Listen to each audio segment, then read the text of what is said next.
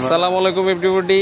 এই যে আমরা আম কিনতে আসছি, এখানে প্রচুর আম দেখা যাচ্ছে। এই যে লম্বা একটা অদ্ভুত আম দেখা যাচ্ছে, এটা হলো চিয়াংমাই। এটা আমি একটু পরে গুগলে সার্চ দিয়ে দেখবো কোন দেশের আম, কি অবস্থা। চিয়াংমাই দেখেন আমটা কত বড়, কালারটাও অদ্ভুত না, পার্পেল কালার টাইপের। পার্পেল কালারের গরু খোঁজে সবাই, কিন্তু আম পাই গেছি আমরা। অদ্ভুত আম। এখানে এই যে ব্যানানা ম্যাঙ্গো আছে, দেখতেই সুন্দর লাগে। দিস ইজ ড্রাগন ফল, ওটা মনে হয় আমরুপালি। হ্যাঁ, এটা আমরুপালি। চিয়াংমাই। দেখি আমি একটা কিনি।